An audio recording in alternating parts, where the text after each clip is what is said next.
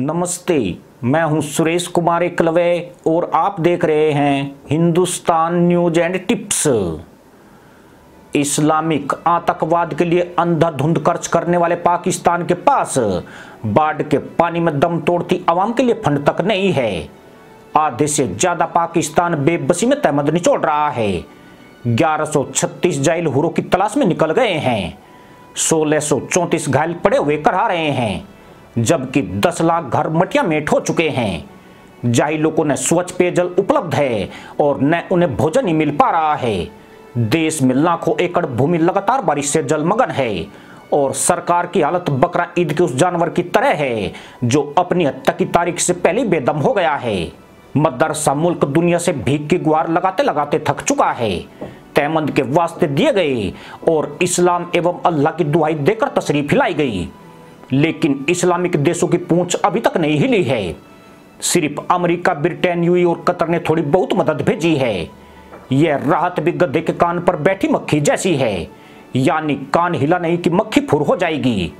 पर इन बेशरम गधों को लगता है कि उनके रेखने की आवाज दुनिया में आतंकी देश के प्रति सहानुभूति ला सकती है।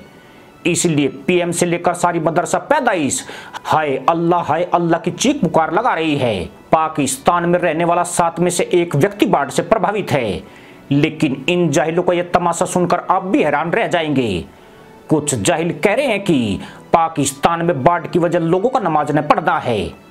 इसका मतलब यह है कि जब पूरी दुनिया जलवायु परिवर्तन से निपटने के लिए अरबों डॉलर बहा रही है, वह समस्या नमाज पढ़ने से दूर हो सकती है। यानी अभी तक 5 बार पढ़ रहे थे, अब पूरी फैमिली को सुबह से शाम तक इसी काम पर लगा दो।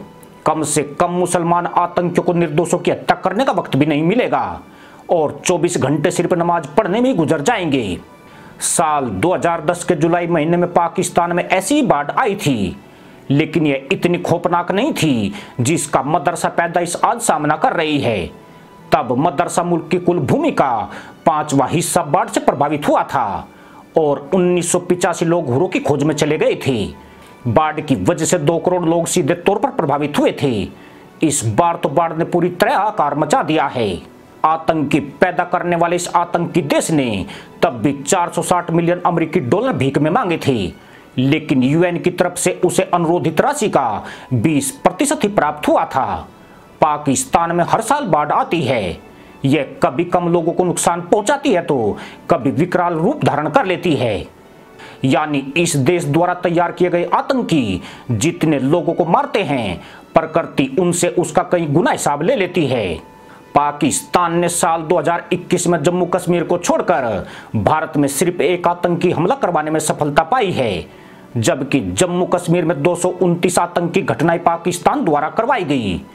इनमें 42 जवान शहीद हुए और 41 आम नागरिक मारे गए हैं, जबकि 117 जवान घायल हुए थे। लेकिन इंदर के रौद्र रूप ने इन जाहिलों की इतनी जबरदस्त बजाई कि पता नहीं लग पा रहा है कि तहमद पसीने से भीगे हुए हैं या उनमें बाढ़ का पानी घुस गया है।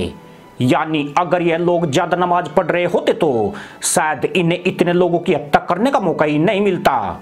इसलिए ज्यादा बार नमाज पढ़ने से बाढ़ रुके या नहीं रुके, लेकिन दुनिया के लिए फायदा का सौदा जरूर है। पर अब चरवाया क्या करे जब गधे तंबाकू का खेत खा गए।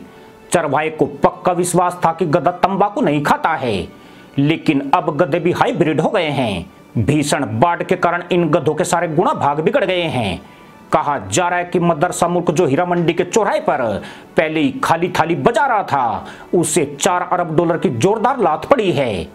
चालू खाता घाटा 4 अरब 400 करोड़ डॉलर तक बढ़ने की आशंका जताई जा रही है और उसे मजबूरी में 2 अरब 60 करोड़ डॉलर का कपास और 90 करोड़ डॉलर का गेहूं आयात करना पड़ेगा।